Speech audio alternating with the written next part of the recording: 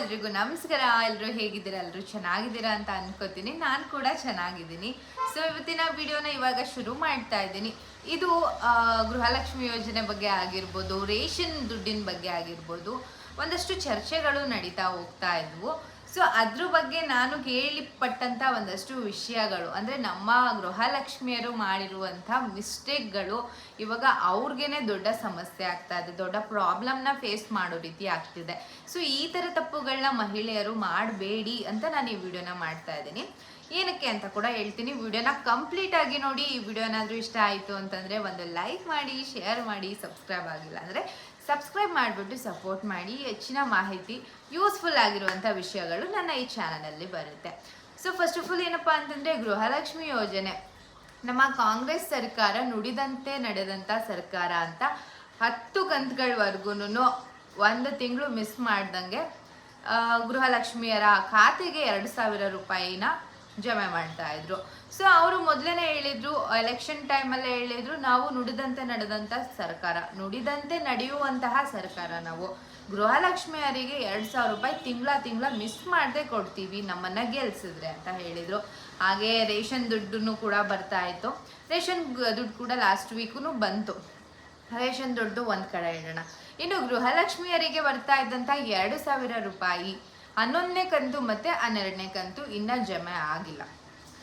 ಆಗಿದ್ರೂ ಒಂದು 10 to 15% ಮಹಿಳೆಯರಿಗೆ ಆಗಿದೆ ಹೊರತು 4,000 ರೂಪಾಯಿ. ಇನ್ನು ಮಿಕ್ಕಿದವ್ರಿಗೆ ಯಾರಿಗೂ ಆಗ್ತಾ ಇಲ್ಲ. ಬಿಕಾಸ್ ಆಫ್ ಸಮ್ ಟೆಕ್ನಿಷಿಯನ್ಸ್, ಅಂದರೆ ಟೆಕ್ನಿಕಲ್ ಇಶ್ಯೂಸಿಂದ ಈ ಥರ ಆಗಿದೆ. ಮತ್ತು ಕರೆಕ್ಟಾದ ಮಾಹಿತಿಗಳನ್ನ ನಮಗೆ ಕೊಡ್ತಾ ಇಲ್ಲ. ಇನ್ನು ಲಕ್ಷ್ಮೀ ಹೆಬ್ಬಾಳ್ಕರ್ ಮೇಡಮ್ ಅವರು, ನಾವು ಎಲ್ಲನೂ ಸ್ವಲ್ಪನೇ ಎಲ್ಲ ಕಡೆ ಟ್ರಾನ್ಸ್ಫರ್ ಮಾಡ್ತಾ ಇದ್ದೀವಿ, ಒಂದೇ ದಿನ ನಿಮ್ಮ ಖಾತೆಗೆ ಹಣ ಬಂದು ಬೀಳುತ್ತೆ ಅಂತ ಅಲ್ಲ, ಇಷ್ಟು ಜಿಲ್ಲೆಗಳಿಗೆ ಇಷ್ಟಿಷ್ಟೇ ನಾವು ಹಣನ ಜಮೆ ಮಾಡ್ತಾ ಇದ್ವಿ, ಬಂದೇ ಬರುತ್ತೆ. ನಾವು ನುಡಿದಂಥ ಸರ್ಕಾರ, ನುಡಿದಂತೆ ನಡೆಯುವಂಥ ಸರ್ಕಾರ. ಸೊ ಯಾರು ಏನೇನೋ ಕಲ್ಪನೆ ಮಾಡ್ಕೋಬೇಡಿ. ನಾವು 4,000 ಹಣನ ಒಟ್ಟಿಗೆ ಹಾಕ್ತೀವಿ, ನಿಮ್ಮ ಖಾತೆಗೆ ಜಮೆ ಮಾಡ್ತೀವಿ ಅಂತ ಹೇಳಿದ್ರು. ಸೊ ಎಲೆಕ್ಷನ್ಗೂ ಮುಂಚೆ ಅವರು ಹೇಳಿದಂಥ ಮಾತು, ಎಲೆಕ್ಷನ್ ಆದಮೇಲೆ 10ನೇ ಕಂತಿನವರೆಗೂ ಕರೆಕ್ಟಾಗಿ 2,000 ರೂಪಾಯಿ ಮೇವರೆಗೂ ಅಡ್ವಾನ್ಸ್ ಆಗಿನೇ ಅವರು ಹಾಕ್ಬಿಡ್ತಾ ಇದ್ರು ಎಲ್ಲನೂ. ಬಟ್ ಜೂನ್ ಜುಲೈ ಕೂಡ ಮುಗಿಯೋಕೆ ಬಂತು. 11 ಮತ್ತು 12ನೇ ಕಂತಿನ ಹಣ ಜಮೆ ಆಗಿಲ್ಲ. ಬಿಕಾಸ್ BPL ಕಾರ್ಡ್ ಚೆಕಿಂಗ್ ಮಾಡ್ತಾ ಇದ್ದೀವಿ. ಅನರ್ಹರೆಲ್ಲ BPL ಕಾರ್ಡ್ನ ಯೂಸ್ ಮಾಡಿಕೊಂಡು ಗೃಹಲಕ್ಷ್ಮಿ ಹಣನ ದುರ್ಬಳಕೆ ಮಾಡ್ಕೊತಾ ಇದ್ದಾರೆ. ನಮ್ಮ ಸರ್ಕಾರಕ್ಕೆ ಲಾಸ್ ಆಗ್ತಾ ಇದೆ. ಮತ್ತು ನಾವು SC/ST ಅವರ ಅಭಿವೃದ್ಧಿಗೆ ಅಂತ ಇಟ್ಟಿರುವಂಥ ಹಣನೆಲ್ಲ ನಾವು ಇಲ್ಲಿಗೆ ಹಾಕ್ತಾ ಇದ್ದೀವಿ, ಸರ್ಕಾರದಲ್ಲಿ ದುಡ್ಡಿಲ್ಲ. ಈ ಥರ ಎಲ್ಲ ಒಂದಷ್ಟು ಮಾತುಗಳು, ಚರ್ಚೆಗಳು ಆಗ್ತಾ ಹೋಯಿತು. ಅದೆಲ್ಲ ಡಿಸ್ಕಷನ್, ವೆರಿಫಿಕೇಷನ್ ಎಲ್ಲವೂ ಕೂಡ ಆಗಿ ಇವಾಗ ಒಂದು ರೇಂಜ್ಗೆ ಬಂದಿದೆ.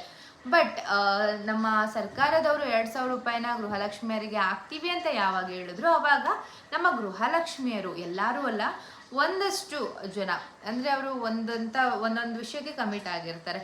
ಇವಾಗ ಸಂಘ ಕಟ್ಟಬೇಕಾಗಿರುತ್ತೆ, ವಾರಕ್ಕಿಷ್ಟು ಇಲ್ಲ ತಿಂಗಳಿಗಿಷ್ಟು ಅಂತ ಕಟ್ಟಬೇಕಾಗಿರುತ್ತೆ. ಅದಕ್ಕೆ ಕಮಿಟ್ ಆಗಿರ್ತಾರೆ. ನಾವು ಸಂಘನ ತಗೊಳ್ಳೋಣ, ಅದರಿಂದ ನಮಗೆ ಕಾಂಗ್ರೆಸ್ ಸರ್ಕಾರದಿಂದ ಹೆಂಗೋ ತಿಂಗಳಿಗೆ 2,000 ರೂಪಾಯಿ ದುಡ್ಡು ಬರುತ್ತೆ, ಸಂಘ ಕಟ್ಬಿಡ್ಬೋದು ಅಂತ. ಇಲ್ಲ EMI ಮೂಲಕ ಏನಾದರೂ ತೊಗೊಳ್ಳೋದು, ಮೊಬೈಲ್ ತೊಗೊಳ್ಳೋದು, ವಾಷಿಂಗ್ ಮಷಿನ್, ಫ್ರಿಡ್ಜು, ಈ ಥರ ಎಲ್ಲ ತೊಗೊಂಡು ಇನ್ನೇನು ಗೃಹಲಕ್ಷ್ಮಿ ಯೋಜನೆಯ ದುಡ್ಡು ಬರುತ್ತೆ 2,000 ಅಂತ ನಂಬ್ಕೊಂಡು EMIಗಳನ್ನ ತೊಗೊಳ್ಳೋದಾಗಿರ್ಬೋದು, ಸಾಲ ತೊಗೊಂಡಾಗಿರ್ಬೋದು, ಅವ್ರ ಸಂಘಗಳನ್ನ ತೊಗೊಂಡಿರೋದಾಗಿರ್ಬೋದು.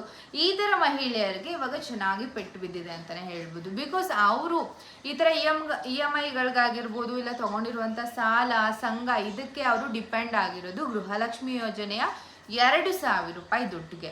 ಸೊ ಅದೇ ಬರಲಿಲ್ಲ ಅಂತಂದರೆ ಪರದಾಡುವಂತಹ ಸಿಚುವೇಶನ್ ಕ್ರಿಯೇಟ್ ಆಗೇ ಆಗುತ್ತೆ. ಮಹಿಳೆಯರು ಅಂತ ಅಂದರೆ ಅವ್ರೇನಾದರೂ ಕೆಲಸಕ್ಕೆ ಹೋಗ್ತಾ ಇದ್ರು, ಇಲ್ಲ ಅರ್ನ್ ಮಾಡ್ತಿದ್ದಾರೆ ಅಂತಂದರೆ ಅವ್ರಿಗೆ ಅಷ್ಟು ಗೊತ್ತಾಗೋದಿಲ್ಲ.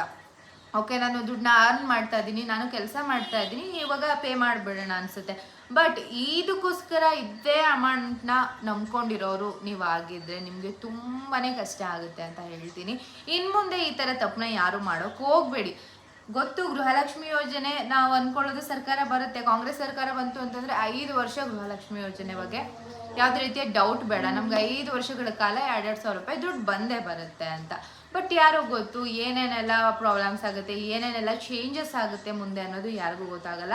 ಬಟ್ ಈ ಥರ ತಪ್ಪನ್ನ ಯಾರೂ ಮಾಡೋದಕ್ಕೆ ಹೋಗಬೇಡಿ. ಗೃಹಲಕ್ಷ್ಮಿ ಹಣ ಕರೆಕ್ಟಾಗಿ 10 ಕಂತುವರೆಗೂ ಕರೆಕ್ಟಾಗಿ ಬಂತು. 11ನೇ ಕಂತು ಮತ್ತು 12ನೇ ಕಂತು ಒಂದು 15% ಜನಕ್ಕೆ ಡಿಸ್ಟ್ರಿಬ್ಯೂಟ್ ಆಗಿದೆ. ಇನ್ನು ಮಿಕ್ಕಿದವ್ರಿಗೆ ಆಗಿಲ್ಲ, ಆಗುತ್ತೆ ಬಟ್ ಇನ್ನು ಮೇಲೆ ರೆಗ್ಯುಲರ್ ಆಗಿ ಆಗಲ್ಲ. ಇನ್ನು ಮುಂದೆ ಗೃಹಲಕ್ಷ್ಮಿ ಹಣನ 3 ತಿಂಗಳಿಗೆ 4 ತಿಂಗಳಿಗೆ ಕೂಡ ಹಾಕ್ಬೋದು. ಸೊ ನೋಡಿಕೊಂಡು ಏನೇ ತೊಗೊಂಡ್ರು ನೀವೇನೇ EMI ಪೇ ಮಾಡಬೇಕು, ಇನ್ನೊಂದು ಮಾಡಬೇಕು, ಮತ್ತೊಂದು ಮಾಡಬೇಕು ಅಂತಂದರೆ ಗೃಹಲಕ್ಷ್ಮಿ ಹಣನ ನಂಬ್ಕೋಬೇಡಿ ಅಂತ ಖುದ್ದಾಗಿ ಹೇಳ್ತಾ ಇದ್ದೀನಿ. ಬಿಕಾಸ್ ಇವಾಗಲೇ ನೋಡ್ತಾ ಇದ್ದೀರಾ 10ನೇ ಕಂತು ಮತ್ತು 12ನೇ ಕಂತು ಎರಡೂ ಕೂಡ ನಿಮ್ಮ ಖಾತೆಗೆ ಕ್ರೆಡಿಟ್ ಆಗಿಲ್ಲ ಬಿಕಾಸ್ ಸಮ್ ಇಶ್ಯೂಸಿಂದ. ಸೊ ಹಾಗಾಗಿ ನೀವು ಇದ್ರ ಮೇಲೆ ಡಿಪೆಂಡ್ ಆದ್ರಿ ಅಂತಂದರೆ ಕರೆಕ್ಟಾಗಿ ಬರಲಿಲ್ಲ ಅಂತಂದರೆ ಅವರೆಲ್ಲ ಮನೆ ಬಾಗಿಲಿಗೆ ಬರ್ತಾರೆ. ಸೊ ನಮ್ಮ ರೆಸ್ಪೆಕ್ಟ್ನ ನಾವೇನೇ ಕಳ್ಕೊಂಡಂಗೆ ಅದು ಒಂಥರ ಆ ಫೀಲ್ ಬೇರೆ ಥರನೇ ಇರುತ್ತೆ. ಸೊ ಇದನ್ನು ನಂಬ್ಕೊಂಡು ನಾವು ಈಗ ಸರ್ಕಾರದವ್ರನ್ನೇ ಕೊಡ್ತಾರೆ 2,000 ರೂಪಾಯಿ ಅಂದ್ಕೊಂಡು ನಂಬ್ಕೊಂಡು ಡಿಪೆಂಡ್ ಆದರೆ ಯಾರು ಬಂದು ಕೊಡ್ತಾರೆ ಅಲ್ವಾ? ಅವ್ರು ಯಾವಾಗ ಆಗ್ತಾರೋ, ಅವ್ರಿಗೆ ದುಡ್ಡು ಯಾವಾಗ ಆಗುತ್ತೋ, ಸೊ ಅವ್ರು ಯಾವಾಗ ಬೇಕೋ ಅವಾಗ ಟ್ರಾನ್ಸ್ಫರ್ನ ಮಾಡ್ತಾರೆ. ಸೊ ಈ ಥರ ತಪ್ಪುಗಳನ್ನ ಆಲ್ಮೋಸ್ಟ್ ಎಲ್ಲರೂ ಮಾಡಿರ್ತಾರೆ. ನಮ್ಮ ಹಳ್ಳಿ ಕಡೆ ಇರೋರಂತೂ ಸಂಘ ತಗೊಳ್ಳೋದು, ಇಲ್ಲ EMI ಇಂದ ಫ್ರಿಡ್ಜ್, ವಾಷಿಂಗ್ ಮಿಷಿನ್ ಈ ಥರ ಎಲ್ಲ ಪರ್ಚೇಸ್ ಮಾಡೋದು. ಸೊ ಗೃಹಲಕ್ಷ್ಮಿ ಹಣ ಹೆಂಗಿದ್ರು 2,000 ಬರುತ್ತೆ, ಸಾಕು ಕಟ್ಕೋತೀವಿ ಅಂತೆಲ್ಲ ಅಂದ್ಕೊಂಡು ತೊಗೊಂಡಿದ್ರೆ ಸೊ ಇವಾಗ ಆಗ್ತಾ ಇರೋದೇ ನೋಡ್ತಾ ಇರ್ಬೋದು. 2 ತಿಂಗಳಿಂದ ಗೃಹಲಕ್ಷ್ಮಿ ಹಣ ಬಂದಿಲ್ಲ. ಸೊ ಬರೋದ್ರಲ್ಲೇ ಇದೆ, ಇನ್ನೂ ಬಂದಿಲ್ಲ. ಸೊ ಈ ಥರ ಎಲ್ಲಾದರೂ ತಪ್ಪೆಲ್ಲ ಮಾಡಿರ್ತೀರಾ ಅಂತ ಅನ್ಕೋತೀನಿ. ಇನ್ನು ಮುಂದೆ ಯಾರೂ ಮಾಡೋದಕ್ಕೆ ಹೋಗಬೇಡಿ. ಬಿಕಾಸ್ ಎಲ್ಲ ಟೈಮಲ್ಲೂ ಕರೆಕ್ಟ್ ಸಿಚುವೇಶನ್ಗೆ ಅಮೌಂಟ್ ಕ್ರೆಡಿಟ್ ಆಗುತ್ತೆ ಅಂತ ಹೇಳೋದಕ್ಕಾಗೋದಿಲ್ಲ. ಸೊ ಇವತ್ತಿನ ಈ ವಿಡಿಯೋ ಇಷ್ಟ ಆಗಿದ್ರೆ ಒಂದು ಲೈಕ್ ಮಾಡಿ, ಶೇರ್ ಮಾಡಿ, ಸಬ್ಸ್ಕ್ರೈಬ್ ಆಗಿಲ್ಲ ಅಂದರೆ ಬೇಗ ಬೇಗ ಸಬ್ಸ್ಕ್ರೈಬ್ ಆಗಿ.